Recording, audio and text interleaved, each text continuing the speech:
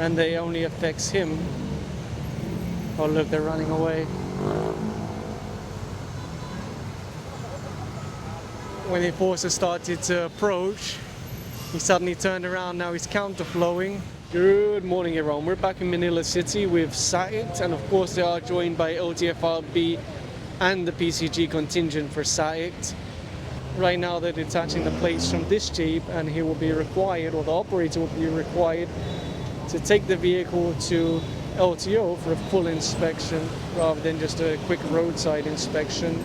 If you look at the condition of the tires, well, the truth is, in many cases, when it comes to PUVs and even trucks to some degree, they would continue driving until the tire explodes, and that's the time that they'll replace it. I'm not saying that's the case here, but in many cases that is the situation.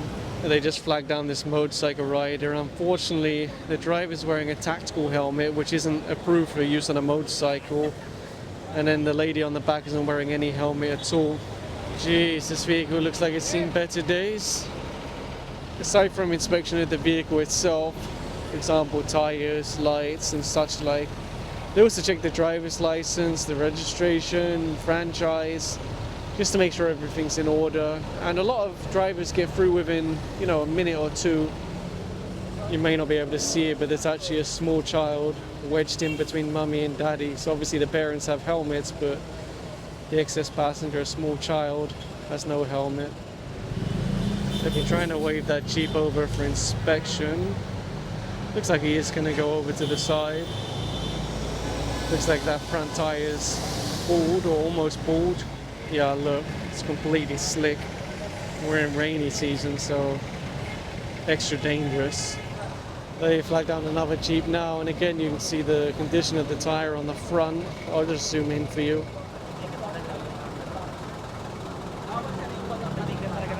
One of the things I've noticed with many of the Jeeps they flagged down today for inspection, if not most of them, when the driver hits the brake, nothing comes on in the back, there's no brake lights. However, after they flip a switch inside the Jeep, the tail lights come on, and that's the time that the brake lights start working. Now, in my opinion, it should not be possible for a driver to disable their brake lights. It shouldn't be wired like that in the first place. Because even if they turn on the brake lights now, well, what's going to happen when they leave? If their standard operating procedures to drive around with the brake lights disabled, then most likely after you send them forward, they're going to continue driving with the brake lights disabled, which is quite dangerous for other road users. They just flagged down this young gentleman. He's wearing an unauthorized helmet and his motorcycle doesn't have any mirrors. And sometimes you'd hear an enforcer ask the driver of a Jeep, "What's your boundary?" And often the answer is somewhere around 700 pesos per day. And then that would raise the question, what exactly is the owner of the Jeep doing with that money? If they're not using it to maintain even simple things like brake lights, tires. They're doing an inspection on this Tricycle, there's no plate on the back. People often mistake them as electric vehicles, which they're not. They have gasoline engines inside, and they should be registered. They should have license plates, and if they're being operated as public transport, then they should have the relevant franchise or permit. It's a bit more difficult when it comes to tricycles because they're regulated by the LTU, not by the LTFRB. In this case, the enforcer pointed out that this vehicle is only registered as private, and yet it appears to be operating as public transport. According to the driver, he does actually have a license plate for this vehicle, but... Ito nga oh, kinabit nyo na to dati eh. Kinabit mo na. Tinanggal nyo lang. Tinanggal nila kasi Ayan oh, buti na nagapango sila eh. nakamarka na yung tornilyo dati. This is actually something they're encountering multiple times every day. Flagging down vehicles don't have plates, and then the driver will show that actually has the plate. And based on the markings, it appears that at some point that plate has been installed on a vehicle, and then for whatever reason was removed. That's what it looks like. Imagine for a moment that you're involved in a crash or accident with this three-wheel trike, and then for whatever reason he doesn't stop. I'm not saying that that would be the case, but just imagine what would you tell the police, what would you tell the enforcers? Ah, yeah, the plate says Russie and it's blue. Okay, that's about how many that passed by in the last minute that look exactly the same and also don't have plates attached. So good luck ever finding it. Another thing the enforcer pointed out is that while he's driving a vehicle for hire, he allegedly has a non-pro license. So the vehicle is allegedly registered as private use and then a non-pro license.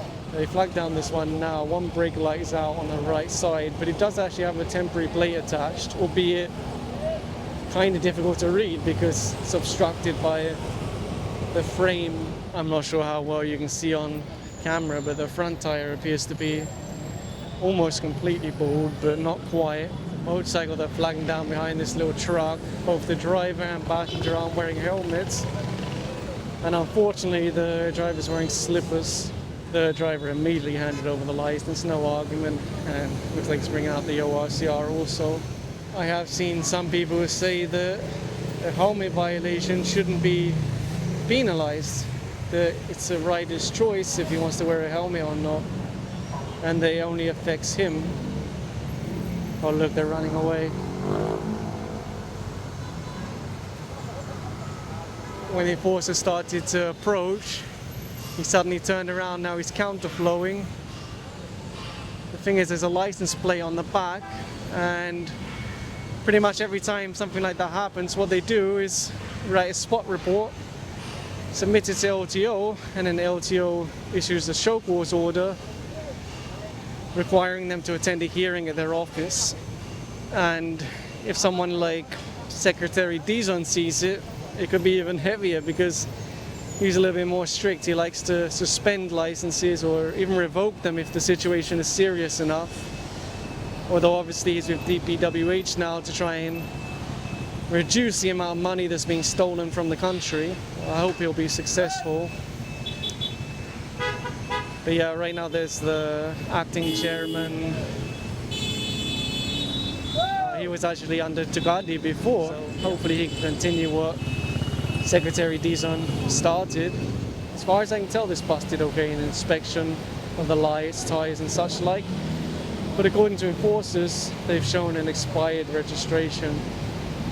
But they do claim that there's an updated registration in the house of the owner or the operator.